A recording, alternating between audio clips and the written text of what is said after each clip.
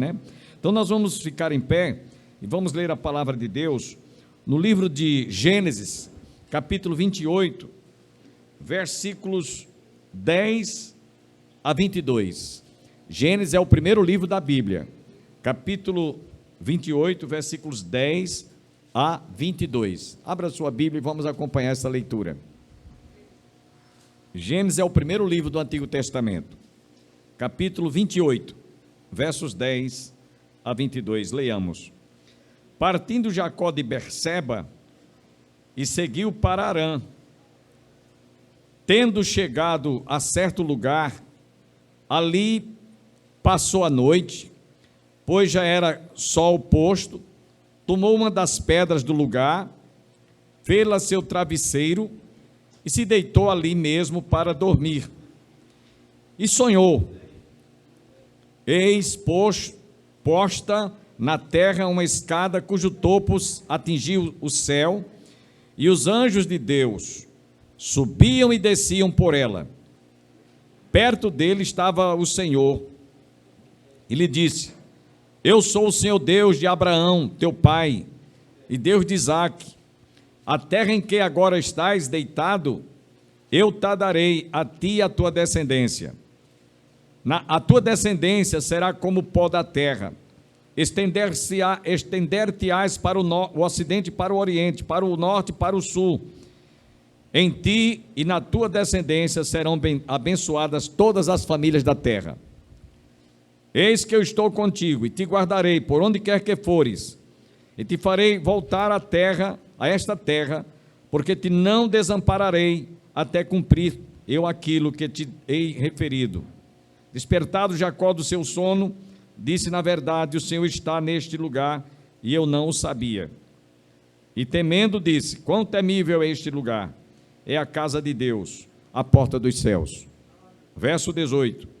Tendo-se levantado Jacó cedo de madrugada, tomou a pedra que havia posto por travesseiro e a erigiu em coluna, sobre cujo topo entornou azeite. E ao lugar, cidade que outrora se chamava Luz, deu o nome de Betel.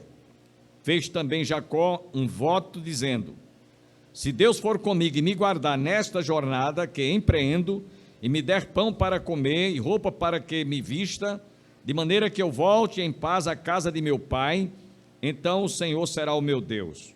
E a pedra que erigi por coluna será a casa de Deus.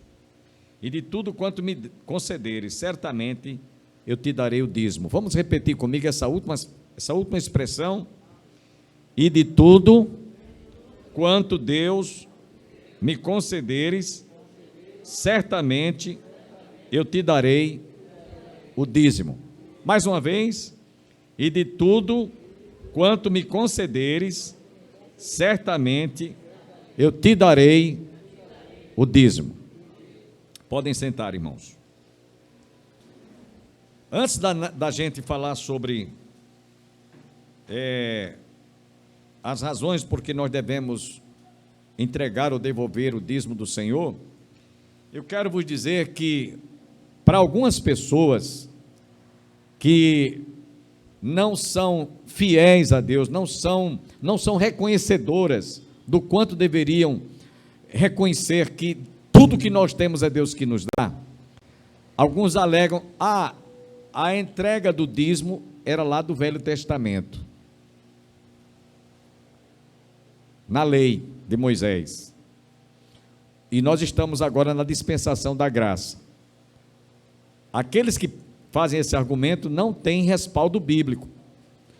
O nosso irmão diácono Romualdo, agora à noite, leu Mateus 23, 23, onde está escrito: ai de vós, escribas e fariseus, porque entregais o dízimo do endro, do cominho e da hortelã, e desprezais os preceitos mais importantes da lei, a fé, a justiça e o amor. Devíeis fazer estas coisas sem omitir aquelas. Então, no Novo Testamento, Mateus 23, 23, mostra que é para continuarmos entregando o dízimo do Senhor. Aliás, o dízimo foi estabelecido por Deus antes da lei, foi inserido, foi incluído na lei, e é praticado depois da lei. Mateus 23, 23. que o nosso irmão Diácono Romualdo acabou há pouco de ler. Mas, pastor, o que tem isso a ver com essa história que o senhor leu aqui em Gênesis? 2 irmãos, Esaú e Jacó, filhos de Isaque. E Jacó, antes de se converter, o nome dele, Jacó, significava trambiqueiro, enrolão, trapaceiro, salafrário, enganador, mentiroso. Olha, era tudo que tem de sinônimo de gente que não é honesta. Era o nome que ele tinha. Jacó significa isso. Tudo isso que eu estou dizendo. E ele deu provas disso quando o seu irmão Esaú um dia estava com muita fome e estava com desejo de se alimentar de alguma coisa. Ele tinha preparado um prato de lentilhas e disse: olha, eu vou negociar com você aqui uma coisa. Se você transferir para mim, se você me der o direito de primogenitura, eu vou lhe dar um prato de lentilhas para você matar a sua fome. Ele era um chantagista, fez essa chantagem com o irmão. O irmão estava morrendo de fome e disse: tá bom. Só que depois ele enganou o pai dele, Isaque, quando foi para ser abençoado, porque Esaú era um homem assim, de muitos pelos sobre os braços, sobre o corpo, era caçador, e Isaque tinha pedido que ele fosse trazer uma caça para ele se alimentar. E aí ele saiu, e a sua mãe, Rebeca, tomou conhecimento que o seu pai desejava ter um churrasco de uma caça. Então o que é que ela fez? Ela preparou um alimento de um churrasco para o seu pai, para o pai de Jacó e Esaú, e Jacó colocou uma pele de animal sobre o seu corpo, se aproximou do seu pai, para que ele fosse abençoado, dizendo: eu já trouxe a caça está aí, pode comer. Ele era mentiroso, era um enrolão, trambiqueiro. Jacó não era peça boa não, era enrolão, era aquele tipo de pessoa que às vezes o presbítero Sebastião, lá da nossa igreja, ele diz: fulano, tenha cuidado com fulano, que ele é muito sabidinho, sabidinho porque é enrolão. Então Jacó foi antes, chegou para o pai: está aqui meu pai a caça. Ele disse: a voz é de Jacó, mas deixa eu colocar a mão sobre os seus ombros, seus braços. Então, não, o pelo é de Esaú, mas a voz é de Jacó. Mas mesmo assim, meu filho, como você trouxe, foi tão rápido, você trouxe a caça, eu vou abençoar. E abençoou. Passado algumas horas depois, chega o seu irmão Esaú com a caça, dizendo: meu pai, eu trouxe aqui a caça. Como, meu filho? Eu já degustei, você não trouxe? Não fui eu, foi. Aí percebeu a trama que Jacó tinha aprontado. Na mesma hora, Esaú propôs no coração tirar a vida de Jacó. Eu vou matá-lo, porque ele me enganou. Ele roubou o meu direito de primogenitura. Não lembrava-se ele que ele tinha negociado anteriormente, vendendo, quando estava com fome, por um prato de lentilha. Então a mãe dele, a mãe de ambos, soube que Esaú tinha posto no coração não sossegar enquanto não tirasse a vida do seu irmão. Isso está no livro que antecede esse capítulo que nós lemos, quando Rebeca chegou para o seu filho e disse: olha, meu filho, vai embora de casa. Chegaram aos ouvidos de Rebeca estas palavras de Esaú, seu filho mais velho. Ela, pois, mandou chamar a Jacó, seu filho mais moço, e lhe disse: eis que Esaú, teu irmão, se consola a teu respeito, resolvendo tirar a tua vida. Vai embora, suma. E aí ele arrumou os trocinhos dele e foi embora.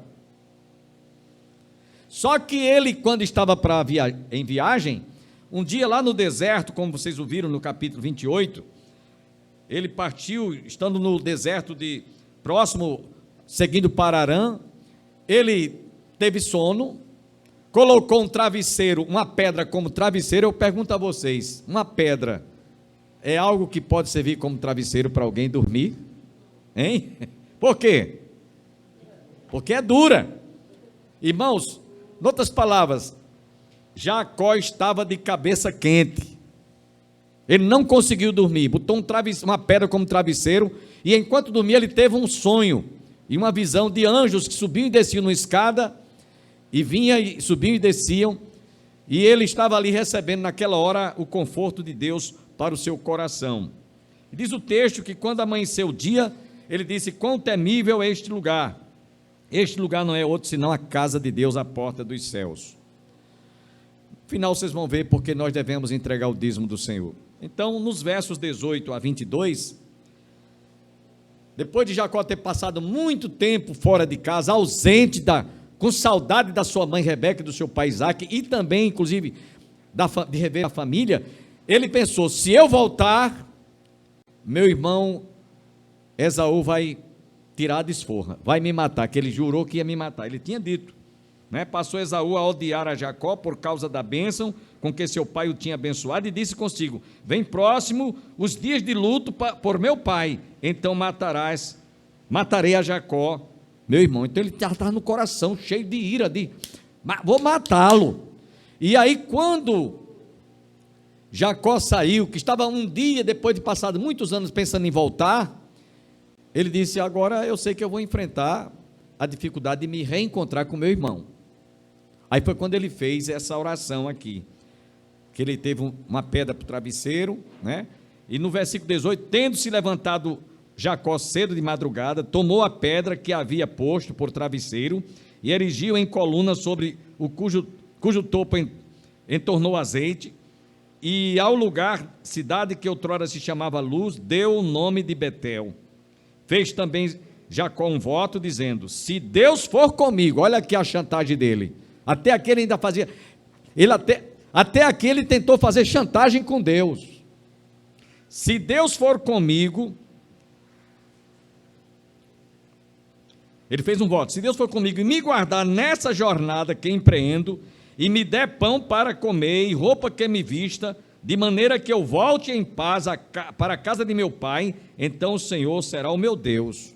Isso é chantagem, irmão. E aí no verso 22 ele diz: e a pedra que erigi por coluna será a casa de Deus, e a tudo quanto me concederes, certamente eu te darei o dízimo, de tudo. E aí Deus começou a trabalhar no coração de Jacó. Mais tarde ele teve uma luta com Deus, lá no vale de Jaboque, quando a gente esteve, irmão Diácono Edivaldo, lá no Monte Nebo, de lá fica bem próximo o vale de Jaboque, onde Jacó teve uma luta com Deus, e Deus mudou o nome dele de Jacó para Israel. Então quando ele volta para casa, ele teve a ideia de colocar uma manada de camelos, uma manada de boi, uma manada de vaca, uma manada de gado miúdo, muitos animais, deixando ele por último com a mulher e os filhos, para reencontrar-se com o seu irmão Esaú, que estava desejoso de pôr a mão nele e matá-lo. Então o que é que aconteceu? Quando ele vai chegando na cidade, de volta para a casa de seus pais, Esaú vê aquela fila de animais, né? Aquele rebanho de novilha, de ovelha, de cabra, de cabrito, de camelo, de vaca, de gado graúdo, gado miúdo. De quem é isso aqui? É de meu servo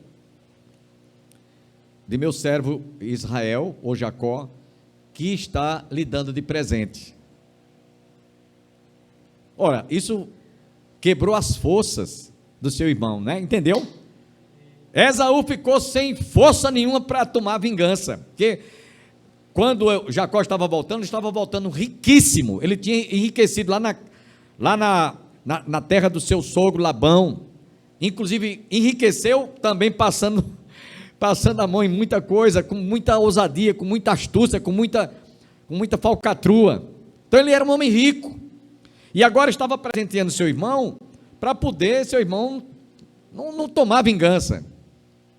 Então, meus irmãos, ele usou dessa estratagema, ou desse expediente, dessa chantagem, dizer: certamente, se Deus for comigo nessa viagem, me der roupa, me der comida, tudo que Deus me der, de tudo que Ele me der, certamente eu darei o dízimo. Eu estou contando essa história para vocês, para mostrar, meus irmãos, que nós não devemos pensar como Jacó. Não devemos ter o comportamento como Jacó. Se Deus me abençoar nessa viagem, se Deus me der comida, se Deus me der roupa, se Deus me der saúde, se Deus me der uma casa, se Deus me der um carro, aí eu vou entregar o dízimo. Quem pensar assim, irmãos, está querendo fazer chantagem com Deus. Porque o dízimo, meus irmãos, não é meu, é do Senhor. Amém? Preste atenção. Todos nós, quando nascemos, trazemos alguma coisa? Como é que você nasce? Nu, é verdade. Despido, peladinho. E quando a gente morre, a gente leva alguma coisa? Como é que a gente volta para a terra? Pelado também. E mesmo que esteja vestido o defunto, com o tempo a terra vai comer. Eu tenho visto isso lá, quando algum irmão dormiu no Senhor, e é colocado lá no túmulo coletivo que a igreja tem, eu tenho visto, a gente fica, não sei, o tamanho que você tem é 1,70 m, 1,60 m, 1,50 m, 1,80 m, você fica desse tamanho. O osso maior que nós temos é o fêmur, e é colocado numa urna, desse tamanho, não é mais do que isso, para mostrar que nós não levamos um centavo, uma prata furada. Do jeito que a gente nasceu sem nada, a gente é devolvido à terra sem nada. É por isso que você vai encontrar Jó dizendo, né, quando Satanás tentou provar que Jó só servia porque estava cercado de bens, de dinheiro, de casa, ele era um homem riquíssimo. E aí Satanás chegou para ele e disse, tira o que ele tem, para ver se ele continua sendo fiel. Veja bem a astúcia de Satanás. E Deus atendeu aquele pedido de Satanás, para provar ao diabo que Jó era fiel a Deus em toda e qualquer circunstância. Então Satanás foi, num dia assim, de repente tirou os bens, tirou a vida dos filhos, Jó ficou sem nada. E aí Satanás disse, e aí? Foi a presença de Deus, está lá no livro de Jó, capítulo 1 e capítulo 2. Viste o meu servo Jó?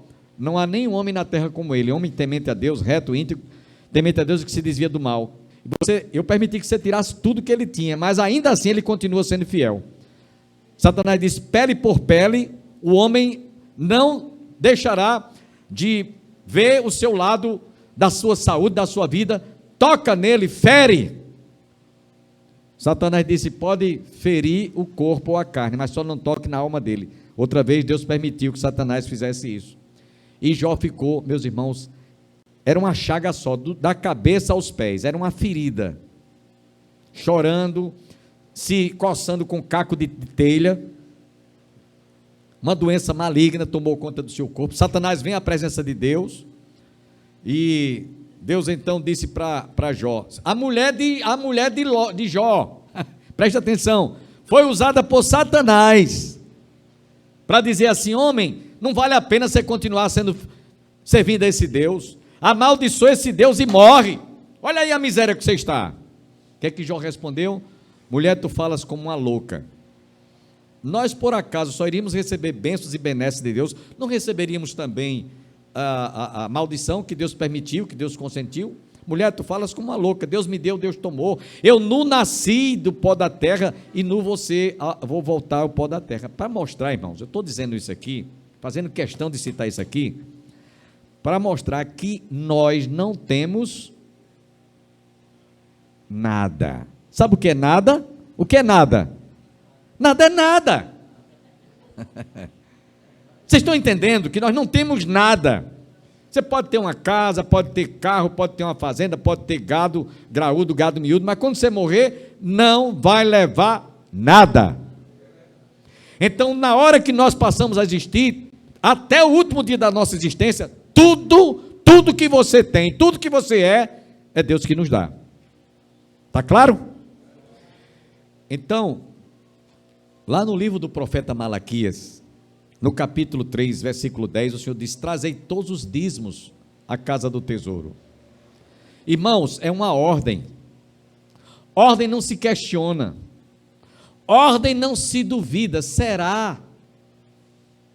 Não, ordem se obedece.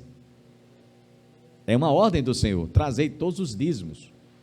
E olhe que eu disse a vocês, antes da lei, foi inserida na lei, foi enxertada na lei, e depois da lei, o diácono Romualdo leu, repito, o verso Mateus 23, 23, que está em prática hoje. Você vai ler lá no livro da carta do escritor sagrado aos Hebreus, inclusive fala sobre essa experiência de Esaú e Jacó, e diz que mesmo que ele, depois de ter negociado o direito de primogenitura, ele chorando, como que chorando, querendo readquirir, rever aquele direito, por desobediência, Deus realmente não permitiu que ele tivesse esse direito adquirido, e sim o próprio Jacó foi quem recebeu.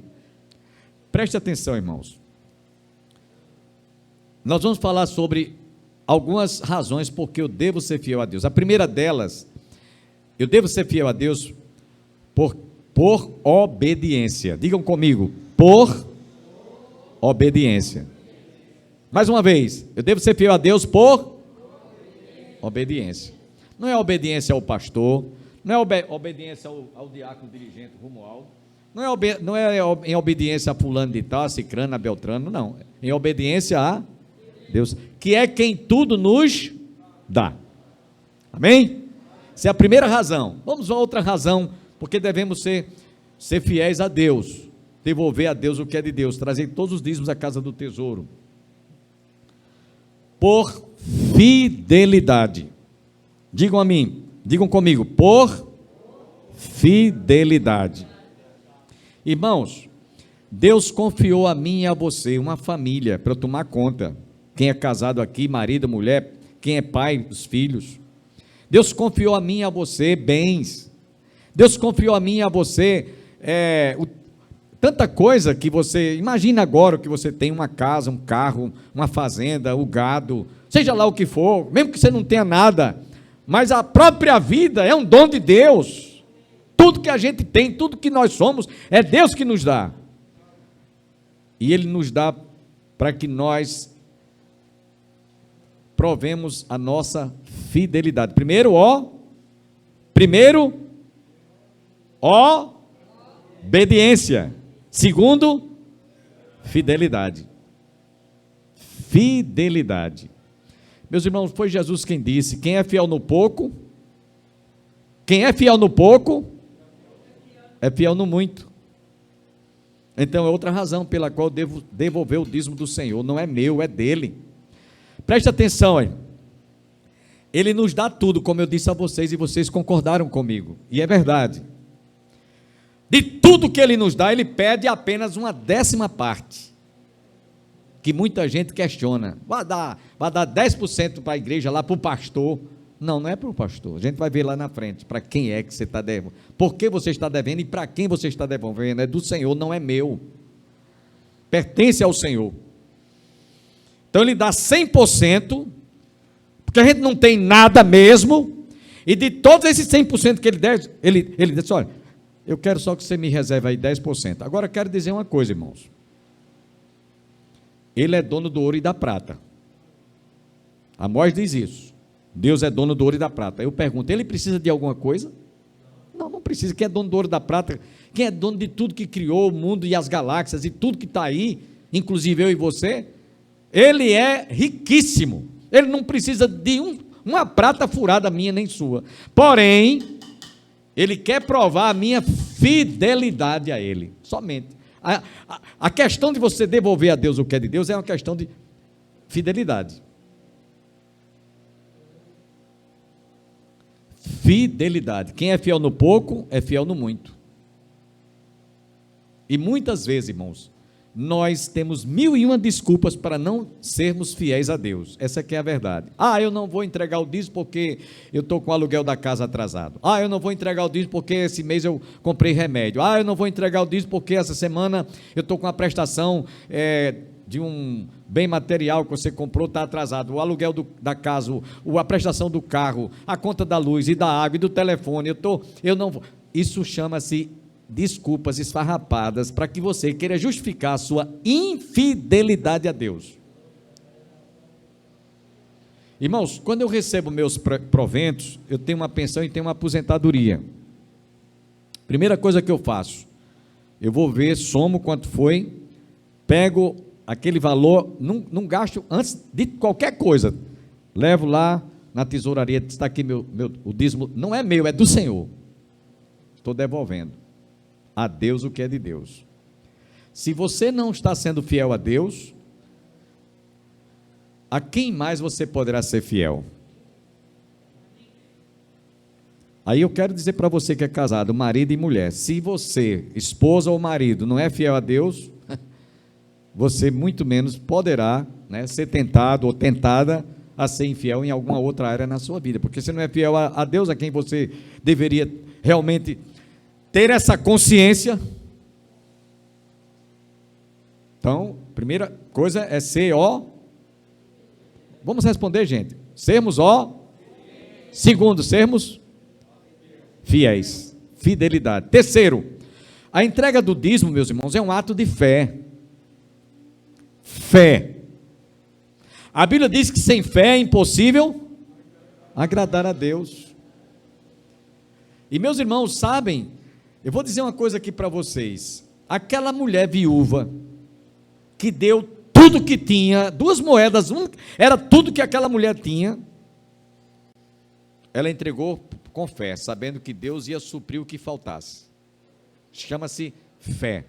Se você entregar o dízimo do Senhor sem ser por fé ou com fé, é mesmo que você não tenha colocado nada ali, pode ficar ciente disso, Deus não vai receber, porque você não entregou por obediência, você não entregou por fidelidade, nem muito menos teve fé suficiente. Sem fé é impossível agradar a Deus. Então, entregue com fé. Senhor, estou com a conta atrasada da luz, da energia, do gás, o bujão de gás está muito caro, eu não comprei ainda, mas o dízimo está aqui, é do Senhor, é sagrado. E Deus vai suprir aquilo que está faltando, porque Ele é fiel. Amém? Ele diz, eu velo sobre a minha palavra para cumprir. Irmãos, a fidelidade e a fé são gêmeas. A fidelidade e a fé, elas andam juntas. Você é fiel porque você tem fé porque você é fiel. Amém? Então preste atenção, essa é uma outra razão pela qual nós devemos entregar o dízimo. Não como Jacó, que fez chantagem, se tu me abençoares nessa viagem, se tu me deres pão para comer, se tu me deres veste para vestir, se eu for bem sucedido nessa viagem, então certamente de tudo que tu me deres, eu devolverei o dízimo. Irmãos, isso é ridículo para uma pessoa que tem o conhecimento de que o dízimo é um ato de obediência, é um ato de fidelidade e é um ato de fé. Mas o dízimo também, irmãos, é um ato de gratidão. Amém? Digam comigo, é um ato de gratidão. Você já parou um pouquinho para pensar o quanto nós precisamos ser agradecidos e gratos a Deus desde que nós passamos a existir? Vou só dar um exemplo agora, muito próprio. Nós estamos usando essas máscaras de proteção contra essa doença. Estamos usando essa máscara. Devemos ter os devidos cuidados, proteção facial, asepsia das mãos, distanciamento, aferição da temperatura, tudo isso deve ser feito, distanciamento, tudo. Mas a gente sabe que muitas pessoas, nesses dias, conhecidas minhas, conhecidas suas, morreram por causa dessa doença. Para que elas sobrevivessem, muitas delas tiveram que ir para o balão de oxigênio, passar por um respirador artificial, E aí agora muita gente está valorizando a importância do oxigênio. Como é importante o oxigênio. Quanto é que você paga pelo oxigênio para respirar? Quanto é que você paga? Hein? Júnior, paga quanto? Não pagamos nada. Porém, agora nesses dias, a gente está vendo como é importante o oxigênio que Deus manda de graça para aqueles que foram hospitalizados, que foram entubados, e alguns até sobreviveram, mas outros perderam a vida, lutando para sobreviver, como peixe quando sai fora d'água. Morrem asfixiados. Então é agora que você está vendo? Não, sempre foi assim, desde que Deus criou os nossos pais lá no Éden, esse ar que a gente respira. Eu tenho um irmão que ele morreu de AIDS, e eu fui visitá-lo. Eu me lembro bem que quando estava lá visitando ele, na UTI, ele disse, tanto ar, ele estava com os pulmões comprometidos, tanto ar, tanto oxigênio, e eu aqui morrendo de ar, com falta de ar. É nessas horas que as pessoas reconhecem o quanto é importante o oxigênio, que Deus nos dá de graça. Então, só por isso aí, eu podia contar aqui centenas de exemplos, mas só por isso aí, você está vivo e vivo, respirando, porque Deus nos dá esse oxigênio de graça. Amém? Então tem que agradecer, Júnior. Senhor, muito obrigado. Gente, eu podia contar aqui muitas histórias, eu vou contar apenas duas. Uma foi de um senhor que eu conheci em João Pessoa, seu Nésio, o nome dele, ele já é falecido. Ele estava com um problema de próstata. Para que ele expelisse a urina, ele tinha que ir para o hospital para extrair a urina. Ele estava com um problema sério de próstata. Então, um dia, ele era um servo de Deus, ele começou a orar, pedindo que Deus curasse, porque ele, pela idade dele, um senhor já idoso, tinha que se operar. Senhor, tem misericórdia, Senhor, eu preciso dessa cura. E aí orientaram a ele que ele comesse alho, né? Comesse muito alho, com mel de abelha, esse remédio caseiro, né?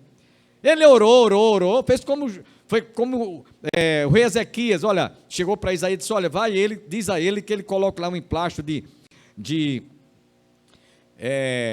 como remédio, né, sobre a perna, e ele vai ficar curado.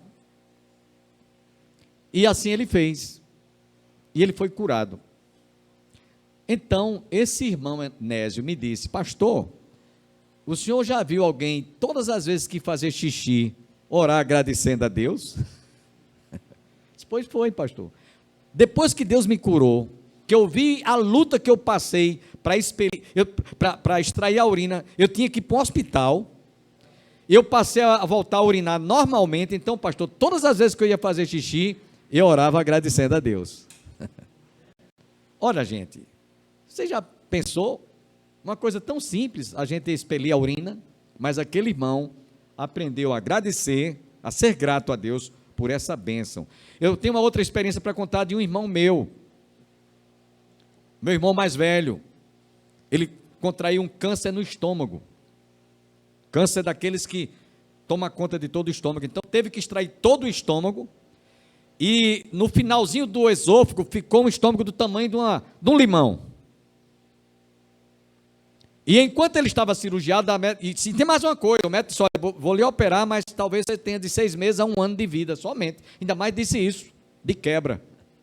Mesmo ele sendo operado, mas ele se submeteu à cirurgia. Então, quando ele estava operado, na UTI, eu fui visitá-lo um dia. E o meu sobrinho estava escorado, chorando na porta da UTI, esperando chegar a vez dele ver o pai. E ele disse para mim, chorando, pai, meu tio, eu não suporto ver meu pai sofrendo como ele está.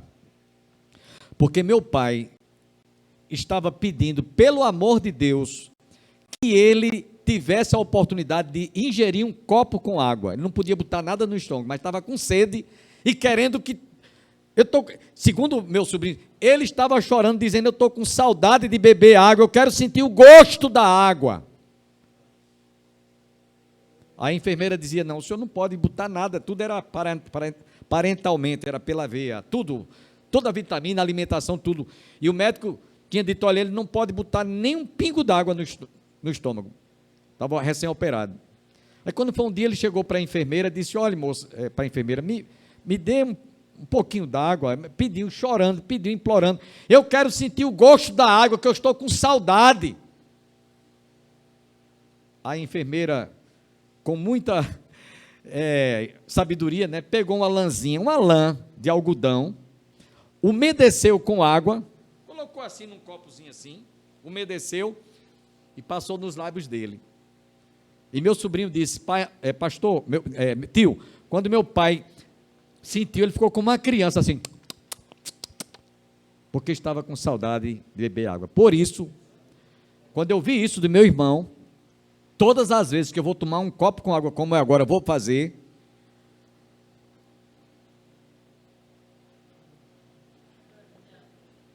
eu agradeço a Deus.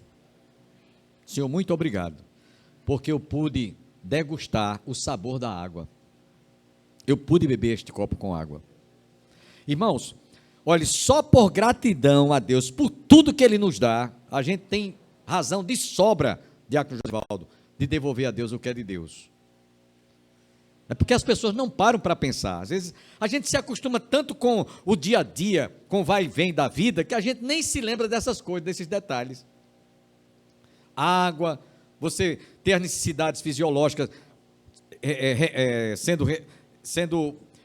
funcionando tudo normalmente, o ar que a gente respira, tudo Deus nos dá de graça.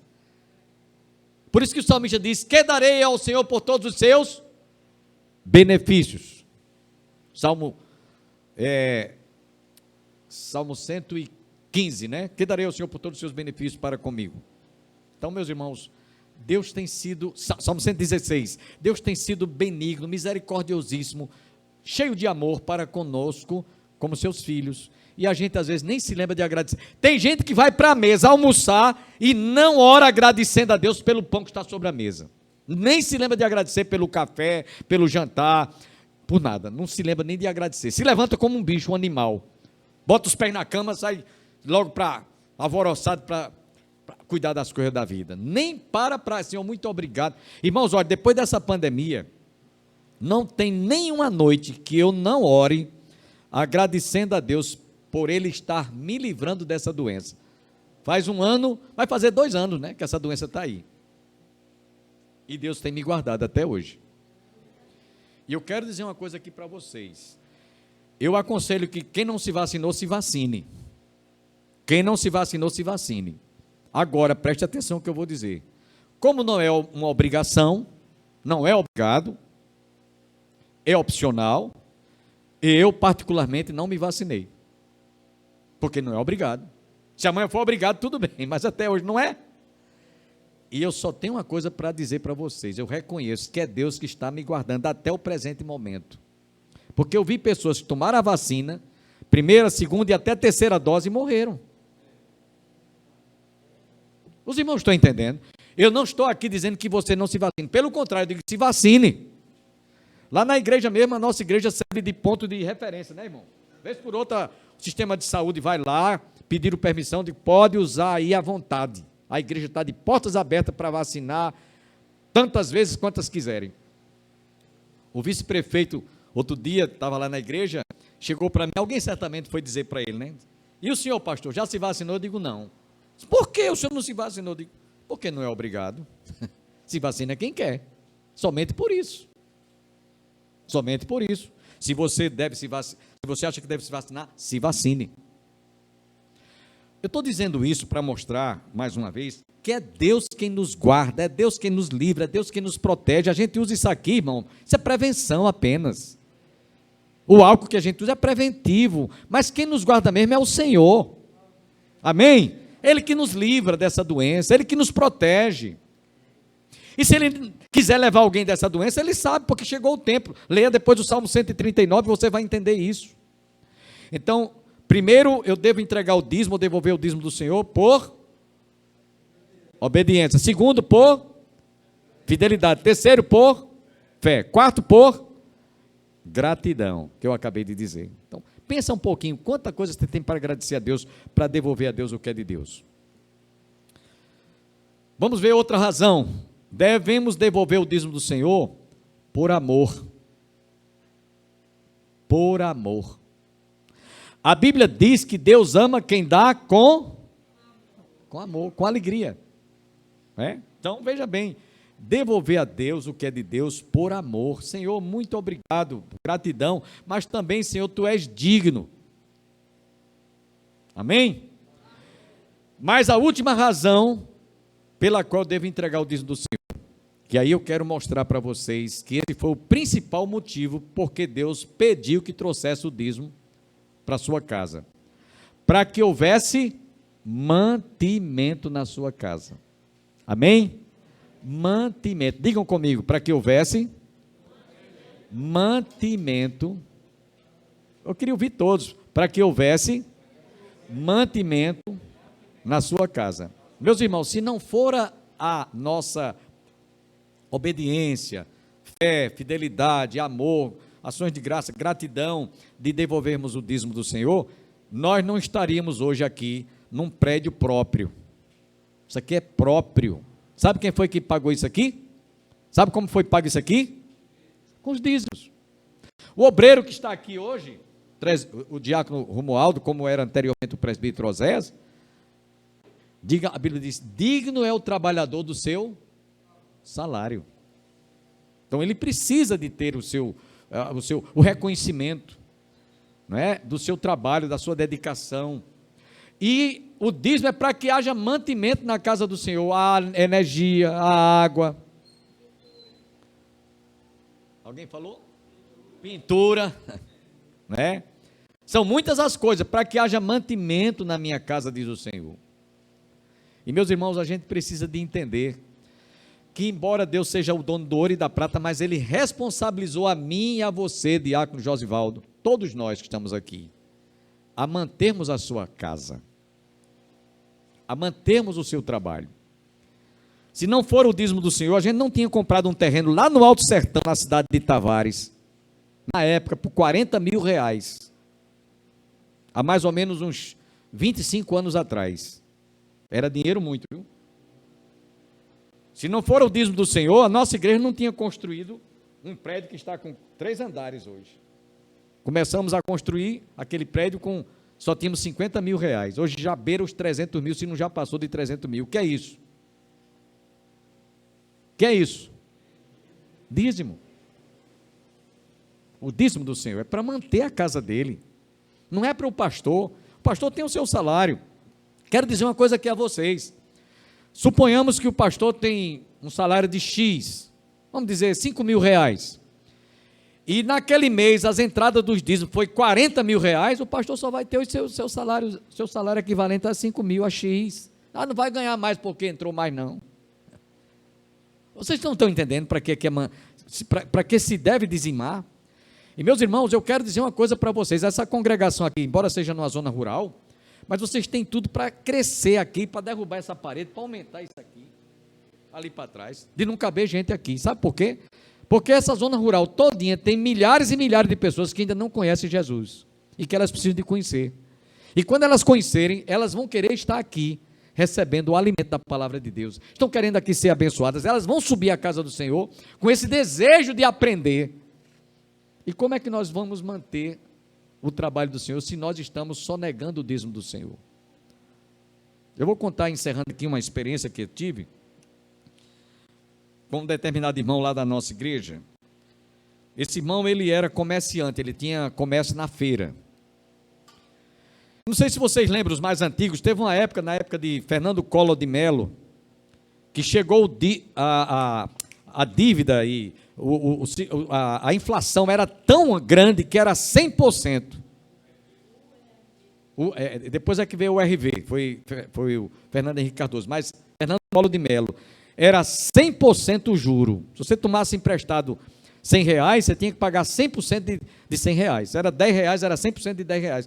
Em outras palavras, você perdia tudo que tinha. Os agiotas era quem mais estava ganhando dinheiro naqueles dias.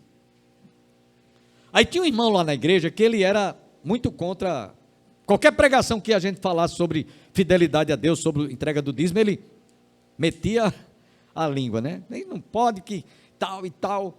Eu falava, dizia, olha, quem não entrega o dízimo do Senhor está roubando a Deus, porque não é meu, é dele.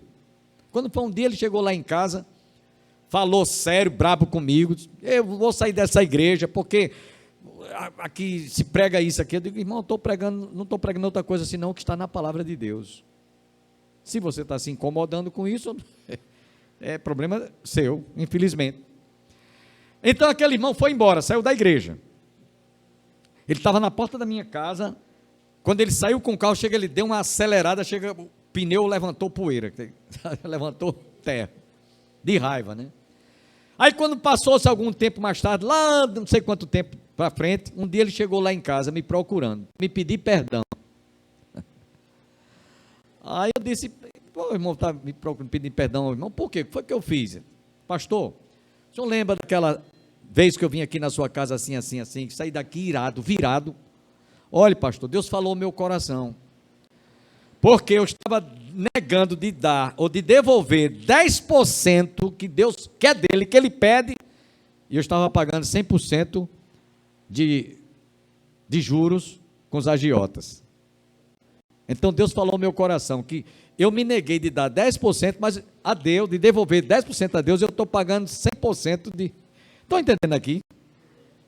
Só, pastor, caiu a ficha, em outras palavras, né? Eu realmente reconheço o quanto eu estava errado, o quanto eu pequei, no tempo que eu soneguei o dízimo do Senhor. Isso que eu estou contando é uma história real, não é um conto de carochinha que eu ouvi dizer, aconteceu. Então, meus irmãos, terminando, Jacó, ele quis fazer chantagem com Deus. Deus disse, não.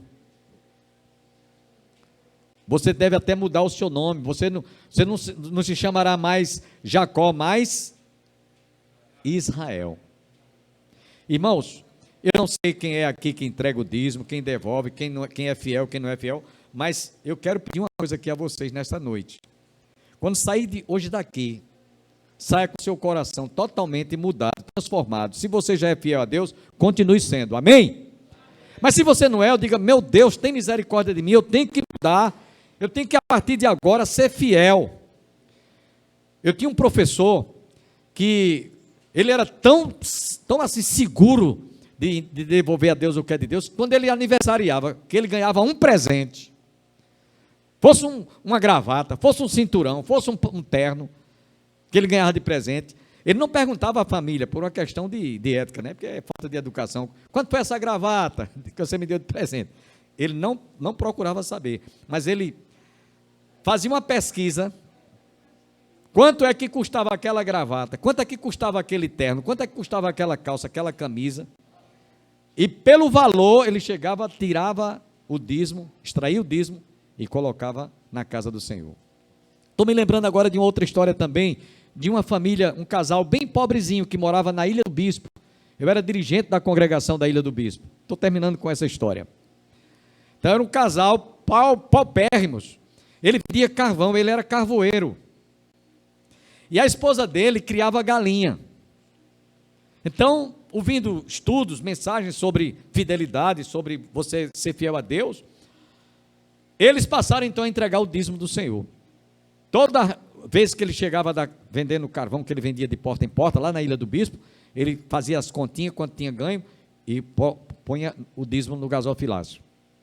A esposa dele, ela antes, Diácono Romualdo, ela não era dizimista. Então ela criava galinha. Ela dizia que se ela botasse 10 ovos para a galinha chocar, né? Às vezes um ovo se perdia, 2 ovos, às vezes os pintinhos nasciam tudinho, mas um carro atropelava, às vezes a pessoa roubava, vinha alguém roubava 2 ou 3 galinhas, mas ela disse, Senhor, eu vou ser fiel a ti, porque a tua palavra diz, provai-me nisto, diz o Senhor, vede se eu não abrirei as janelas dos céus, e não derramarei sobre vós bênçãos sem limites, bênçãos sem medidas. Outra tradução diz, bênção da qual dela vos advém a maior abastança. Senhor, eu vou ser fiel agora, a partir de agora. Aí ela disse, eu vou fazer o seguinte, todas as vezes que eu deitar uma galinha, 10 ovos, vamos dizer, eu vou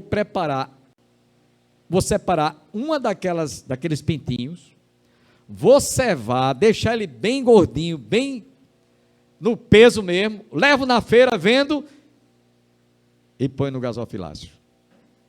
É o dízimo da criação das minhas galinhas. Ela disse, eu era seminarista na época, disse, olha, irmão Bosco, depois que eu fiz esse voto com Deus, nunca mais perdi pinto, nem gorou ovo, nem roubaram, nem carro atropelou. É bênção de Deus. Amém, meus irmãos? Então, Deus vai falar ao seu coração.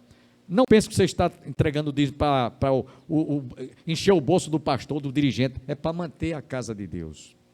A gente poderia já até ter aumentado essa congregação aqui. E quero dizer uma coisa aqui a vocês. Aquilo que vocês dizimam hoje, se fosse botar na ponta do lápis as despesas que a igreja mãe, a igreja sede tem, não dava para cobrir a metade. Está entendendo? Porque a gente precisa de gasolina para vir aqui. Os irmãos que estão morando no Riachão, o dirigente precisa de gasolina para subir e descer aqui essa ladeira. Precisa no fim do mês ter seu salário, seu sustento, como diz a palavra de Deus. Se não, corta a água, a luz, a energia. Isso tudo é despesa. E quando Deus instituiu o dízimo, é para manter a casa dele, para a manutenção da casa dele. Então eu espero que vocês saiam hoje à noite daqui dizendo, Senhor, se eu não era, a partir de agora você. E se eu sou, vou continuar tendo todo o cuidado de devolver a Deus o que é de Deus. Amém? Que Deus nos abençoe, irmãos. Vamos ficar em pé. Nós vamos pedir ao nosso irmão diácono Josivaldo que ele nos eleve a Deus em oração. E depois desta oração, devolva a palavra ao dirigente.